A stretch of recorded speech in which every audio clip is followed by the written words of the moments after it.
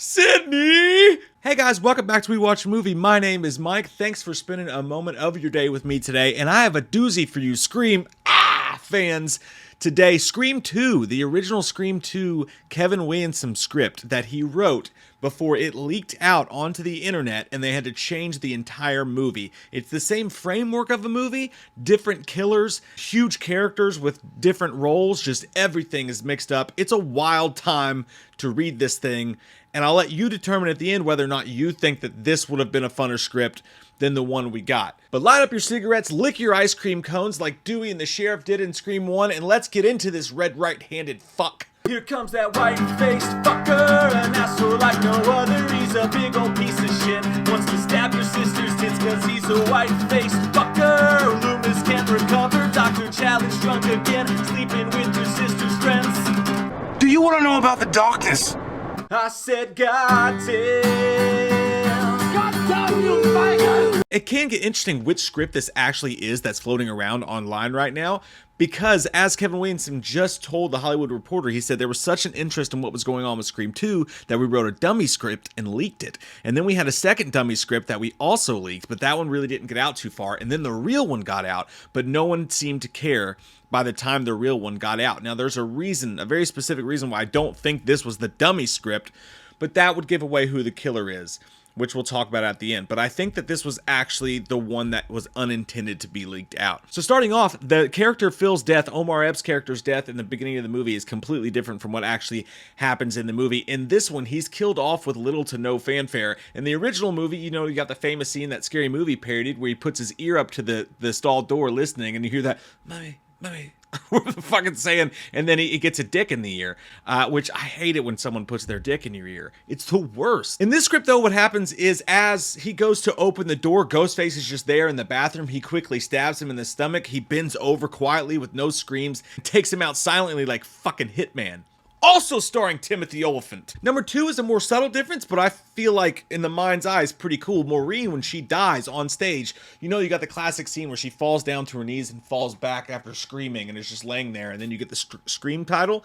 In this one, she actually falls against the projection, against the screen, as Ghostface face is shown on the screen, and she rubs her hands down it and like blood smears across Ghostface's face on the screen as she falls to the ground.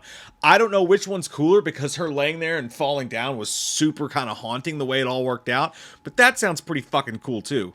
Dewey would also later reveal that those two received anonymous passes in the mail to the movie, so the killer wanted them there.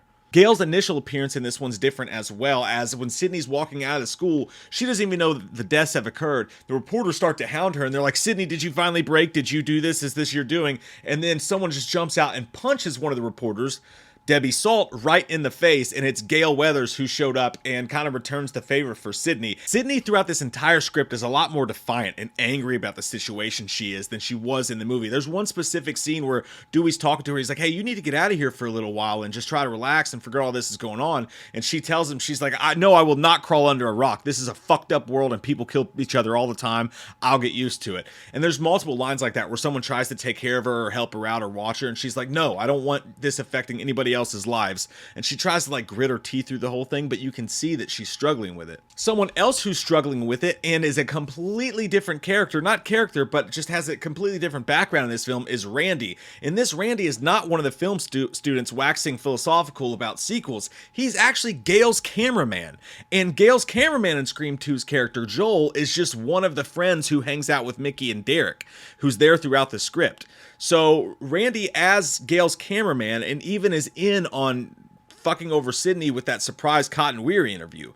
What happens with that is he feels really bad about it, and him and Sydney have this conversation where he apologizes, and he just says, "Look, I'm an idiot. I'm so sorry. Let me make it up to you." And he takes her to the movies. They escape and get away from it all, and they go watch Stab in the theaters together, which ends in Sydney crying, because obviously why the fuck would you go watch Stab if you're Sydney Prescott? But instead of the scene where Dewey and Randy are sitting there talking about who the killer could be, and they're watching Stab on the TV or an Hollywood Hollywood thing about Stab on the TV, Randy and Sidney Prescott actually go to the movies and watch Stab. So that was just a little difference, but there's a lot of stuff hanging over that. And there's a couple conversations between Randy and Sidney in this where they're both really fucked up from the events that happened in Woodsboro, and they kind of see that each other and appreciate that each other, not in like a romantic way, but it's just another layer of the repercussions, the PTSD of what those two characters were going through. Now, the rest of Randy's character ends the exact same way. I mean, he dies in the van just like he did in the movie, but just a whole different kind of character arc for him that was going on. Speaking of Stab, it's not Luke Wilson as the character of Billy Loomis on that TV screen or on the movie screen. It's actually played in Kevin Williamson's script. He says it could very well be Johnny Depp, and then he further references him as Johnny Depp. So I think in Kevin Williamson's mind when he wrote this, he was like, let's get Johnny Depp to come cameo in a Wes Craven movie in a Stab thing. It's like layers and layers and layers of meta, because Johnny Depp's first role was in Wes Craven's A Nightmare on Elm Street. I guess they couldn't get him for whatever reason, but that would have been pretty fucking cool. Another difference between Sidney in this script and what we got in the movie is that she's pledging to a sorority, but she's actually kind of going all the way with it along with her friend Hallie. She's actually in one scene on her hands and knees doing Pledge Week and eating a macaroni and cheese whipped cream pie in a contest, and she actually wins the contest. She's doing it in part because she says that her mom, Maureen Prescott, you know, the one whose vagina caused all this, was actually a part of that sorority. So it is kind of weird for the character. I get why they took that out too. Like, seeing Sidney do shit like that just seems off to me. Even if she's just trying to become normal, she just doesn't seem like the type who would be willing to get on her hands and knees and eat macaroni and whipped cream cheese. The ninth big difference is when Cece's body is discovered. I love the way they write Cece's death here. She's not thrown off the roof. At least they don't show it in the script. He throws her through the glass doors and then walks out onto the porch. And Kevin Williamson just writes, Wes does some scary shit here. But when they find her body, Sidney gets the phone call from Ghostface. She runs out around the building, and all of a sudden, Cece's body's laying there, and she runs into it. It's hanging there. And Cece's body has been cut from her stomach. Her stomach is a bloody mess, and it was cut apparently with autopsy-like precision. Keep that in mind for later. So that's just a little swerve on how Cece's death happened and how her body was found. Gail in this, a lot of people will find this interesting because there's this big conversation going around about how Gail's never received a call from the killer. So she's definitely going to be the one who's been orchestrating all this shit. I don't think anybody actually thinks that, but I have seen that said somewhere. But yeah, Gail's never actually taken a call from Ghostface. A lot of people hoping to see that in Scream 6. She did take a call from Ghostface in this script though. I'll put up the words here so that you guys can check it all out for yourself, but there's some pretty good lines in there from Ghostface. She doesn't know she's being watched, and he's like, you're really pretty when you're angry, and then tells her he wants her to write another book about the Woodsboro murders because he wants to get famous off of it. And then at the end he says, watch your back, and she turns around and runs directly into Dewey, who was walking up on her, and they both scream. Would have been a really cool moment. I'm not sure why this was taken out of the script, just another cool Ghostface phone call moment. Would have liked to see it stay in there. Number 11 difference in this is Derek's character is actually one of the film students in this, and he's working on a documentary called I Was a Sorority Slut, which it's just a huge fucking red herring when you're reading this script. It's like, oh, that guy sounds like the fucking killer. It sounds like he knows all about Maureen Prescott. And another thing that's different about him in this, they have the scene where she says, hey, look, I don't want anybody else to get hurt. I need my space right now. I can't trust anybody, because my boyfriend tried to fucking fillet me like a year ago. And he actually in this one listens to her. He just says, okay, fine, and walks away from her kind of dejected and angry, but doesn't do what Jerry O'Connell did in the movie, which is insist to protect her. He just walks away pissed. Number 12, Mickey is actually the character in this that jumps on the table and sings the song in the cafeteria. One of my favorite moments in Screed, the whole, I think I love you, so what am I so afraid of? And one of the best songs on the soundtracks too. But yeah, no, it's actually Mickey who does this, singing to Hallie, and he gives her his letters. It wasn't Derek in this scene, and he doesn't sing that song. He sings I Will Always Love You by Whitney Houston. I'm very glad it turned out how it did in the movie from this point, because that's just one of the most charming moments in the movie. Cotton is a little more of a piece of shit in this one. Just, he seems more angry, he seems more evil as the script goes on. At one point he tells Sidney, you're a self-obsessed little cunt like your mother. And that's when the cops show up, slam him against the wall, and they actually pull out a revolver, and he smiles at them. So he's a lot more sinister, pretty much leading on to what may come later in the script here. I mean, I can honestly, as far as the movie goes, understand why Cotton's pissed at her. You know, she did put him in fucking jail for a while. The sexual Dewey and Gale moment from the movie where he's got his hand on her boobie happens differently here. They start to suspect Derek and Joel, and then they are searching through his room at night. When she finds out that they were roommates, she finds out that one of them was pre-med, which goes back to the autopsy-like precision of Cece's death. So they race out of there after that. But while they're in there, that's kind of where their touching moment happens. She actually says, Dewey, we would never work. And he says something like, yeah, but the sex was great. And she's like, well, you know, if we survive this afterwards, let's get a hotel room after this. So that's kind of their moment. They escape. Their situation after that happens almost completely the same, with Dewey getting stabbed and all that. There's a huge difference in the outcome, which we'll get to. Dewey, who gives a fuck? I do. No, Dewey! The cop car chase scene that happens in Scream 2 happens almost the exact same way here, except for there's a couple huge differences. So it's not almost exact at all. Fuck, Mike, get your shit together, fuckface. Anyways, yeah, it happens quite differently, actually. Sydney's alone in the backseat. There is no Hallie in this moment. The two cops are dispatched pretty much the same, only Ghostface gets in the car in this and is driving Sydney down the street, and when she remembers to grab her backpack, pull out a pencil out of it, and stabs Ghostface in the neck-ish area. Not so much here or here, but right here. What movie is that from? Comment down below. But stabs him through the police grate into the neck. Ghostface wrecks, and then the scene where she has to climb over him happens just like it does in the movie, only at the end, he actually grabs her leg and sucks her back into the window, and the suck zone! It's sucking my will to live! What movie is that from? Comment down below. Those were 3 actually in there. Anyways, he pulls her back in, she kicks him and frees herself and runs off down the street. So that scene happens almost completely different. And for a fucking reason, Greg, Sydney comes up upon Mickey, who's still tied up and handcuffed from all the frat shit that was going on. She goes to get a shovel to get him out of there when all of a sudden Ghostface shows up. There's a whole extra Ghostface scene in here that's pretty badass, and probably one of the main things I wish we could have actually seen in the movie, although I do end up liking the movie better than this script, but we'll get to why.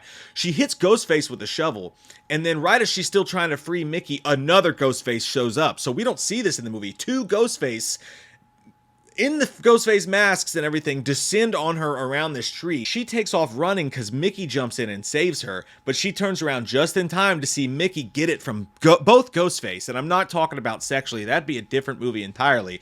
One stabs him, he falls to the ground, and the other one, and they just start stabbing him, and then they both turn and look at her together at the same time, which would have just been a cool ass fucking scene. But she gets away. This is where she goes to the theater stage, where not one, but 3 set pieces from the play come down. On one is a dead fucking Dewey, and it says he's absolutely dead. So Dewey actually died from his injuries that we saw him sustain, and he's hanging on one of these set pieces, which I fucking hate. Could you imagine having Scream 3 and 4 and 5 without Dewey in them? Well, that's our fucking future, Radio Silence, you bastards. All right, I'm good. Wrong kid died. You should have killed Gale. Anyways, yeah, Dewey was killed off in this fucking script, which is just batshit insanity. On another piece was Hallie, her friend Hallie, who is dead. And then on the third piece, you've got Joel, who's actually fucking dead. And then in the entryway, she opens a door and Cotton's standing there, but he falls over, his legs and arms tied with electrical tape. Ghostface walks down the entryway up to the stage, clapping and filming, and is revealed to be your dad. No, it's Derek. Derek, the boyfriend, is the first killer of what we will find out is many killers in this script. He takes off his mask and he's like, God, you look really fucked up right now. I bet this is a moment for you. She's backing up and Hallie comes to life, grabs her. Hallie is killer number 2. They met, this is very Scream 5-ish, they met on internet message boards, in horror chat rooms and stuff like that, and actually have their own website currently dedicated to Sidney Prescott. Now, Derek says something pretty haunting in this that totally leads towards my whole Stu cult multiple Ghostface theory for Scream 6 and 7. When he tells her, you'd be amazed at how many of us there are out there. It's a whole world, Sid. You're really popular amongst the demented. So hinting at that there's a bunch of these people out here who want her dead, which is fucking totally into the John Wick movie, crazy cool. I wish the fuck they left that in there because that sounds so neat to me. I guess they wanted to make it more esoteric and not have it sprawl out so much, but that is a cool idea to me.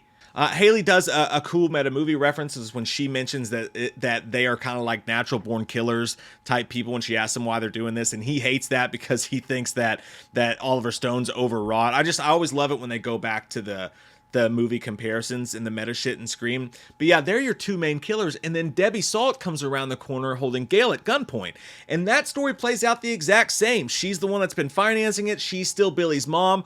All that's the same, and then she, after they explain that they are going to go to jail and all this shit like that, she shoots both Derek and Hallie in the head, killing them, just like she did Mickey.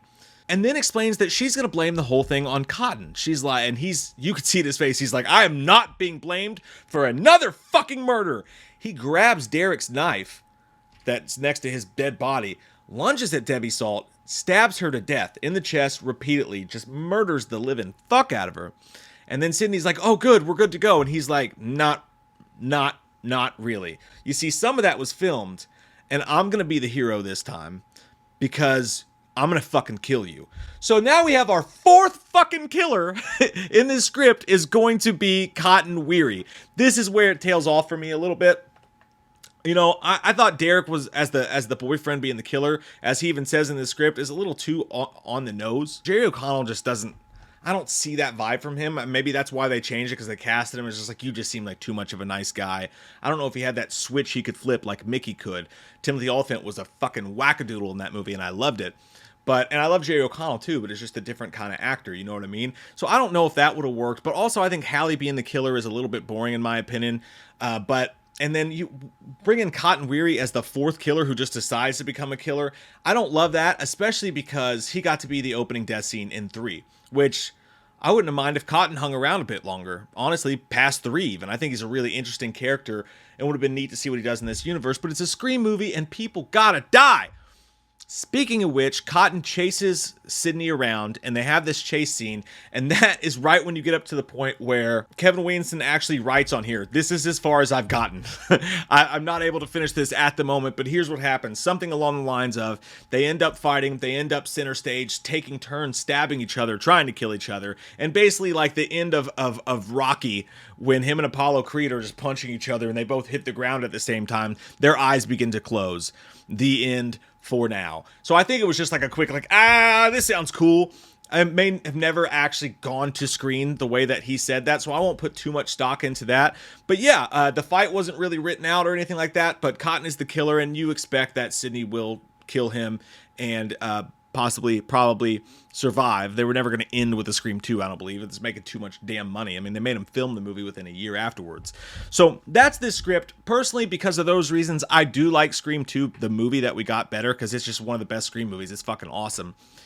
Now, and I just like that killer reveal way better than what we got here. But there is a couple scenes in here I would have loved to see in the movie. The Gale phone call, specifically the double ghost face descending on Sydney and killing Mickey, which you could have had be a different character that was dying. But yeah, I would have loved to see that. And I kind of like the idea of Randy as Gale's camera operator. I think that was a pretty cool idea too. Now, here's why I believe that this is the actual script and not one of the fake dummy scripts that they wrote fake on purpose.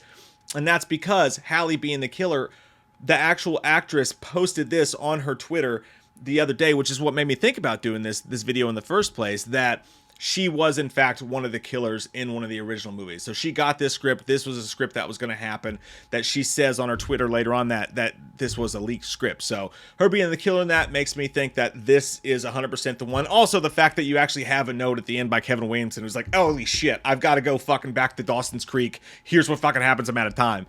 So I think this is definitely the one that we would have gotten, with obviously a few changes as they go through, but just pretty interesting. I would love to see, what do you guys think? What would you have kept from this? What would you have left in the past from this?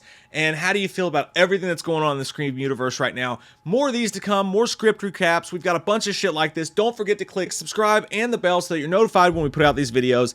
I love your fucking faces. I'll be right back. Halloween never ends, suck my fucking dick, and I don't really care what Blumhouse fucking says. Put him in a box, or suck a fucking cock. You can say he's dead, but we all know he's not, yeah. So let's go trick-or-treating, let's go fucking drinking, let's all go rent Pumpkinhead on VHS, cause Halloween never ends, Halloween never ends, never ends. Yeah.